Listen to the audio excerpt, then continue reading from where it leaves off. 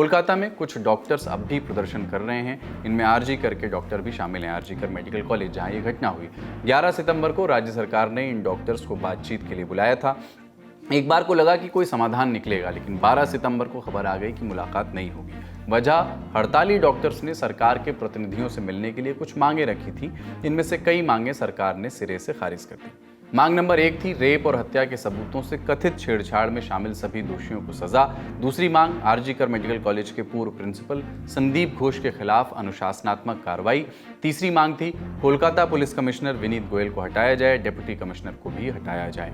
इसके बाद पश्चिम बंगाल के स्वास्थ्य राज्य मंत्री चंद्रिमा भट्टाचार्य ने कहा कि क्या पर्दे के पीछे कोई राजनीति हो रही है जो डॉक्टरों को प्रेरित कर रही है। संदेह जताया उन्होंने कि क्या ये हड़ताली डॉक्टर्स वास्तव में आरजी कर मेडिकल कॉलेज की पीड़िता के लिए न्याय चाहते भी हैं या बात कुछ और है। पश्चिम बंगाल के मुख्य सचिव मनोज पंत ने कहा कि सरकार इस बात से निराश है कि जूनियर डॉक्टर्स ने बातचीत के लिए आने पर भी शर्तें लगा दी।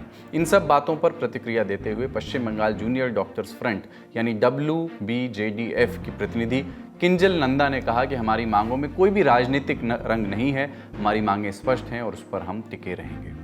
कोलकाता केस के बाद जब देश भर में डॉक्टर्स की सुरक्षा को लेकर के आवाज उठ रही है, तभी हैदराबाद से भी एक चिंता बढ़ाने वाला वीडियो सामने आया है। वीडियो हैदराबाद में सिकंदराबाद के गांधी हॉस्पिटल का है। 11 सितंबर को यहां एक मरीज ने महिला डॉक्टर के साथ हाथापाई की, उनका हाथ पकड़कर घसीटा।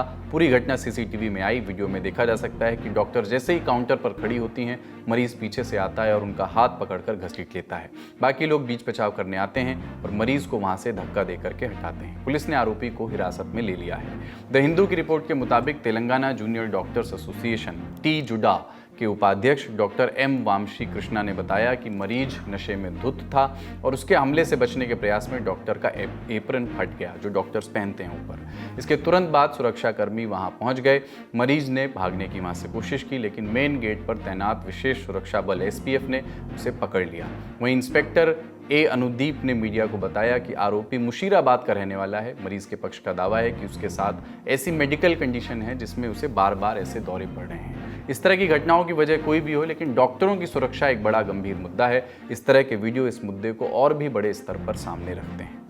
अगली खबर कर्नाटक के मांड्या से है। गणेश विसर्जन के लिए निकाली गई यात्रा के दौरान बवाल हो गया। आरोप है कि यात्रा जब एक मस्जिद के पास से गुजर रही थी तो कुछ लोगों ने पथराव किया। इसके बाद दोनों समुदायों के लोग आपस में भिड़ गए। आसपास के दुकानों में तोड़फोड़ और गाड़ियों में आग लगाए जाने की जानकारी भी सामने आई है। प्रशासन का कहना है कि अब हालात काबू में हैं। इंडिया टुडे से जुड़े सगय राज की रिपोर्ट के मुताबिक घटना 10 सितंबर रात की है। गांव के युवक गणेश विसर्जन के लिए जुलूस निकाल रहे थे। आरोप है कि नागमंगला में मेन रोड पर एक मस्जिद के पास से गुजरते वक्त उन पर पत्थर फेंके गए। मांड्या के SP मल्लिकार्जुन बालादंडी ने बताया कि गणेश यात्रा मस्जिद के पास पहुंचने पर रुक गई और काफी देर तक वहां से आगे नहीं बढ़ी। इस पर दोनों समुदायों के लोगों के बीच बहस शुरू हो गई। पुलिस ने हस्तक्षेप किया और भीड़ को तितर-बितर करने की कोशिश की। स्थिति को कंट्रोल करने के लिए पुलिस को लाठीचार्ज भी करना पड़ा। लाठीचार्ज के बाद दूसरे समुदाय के लोग भी बड़ी संख्या में इकट्ठा हो गए और पथराव करने लगे।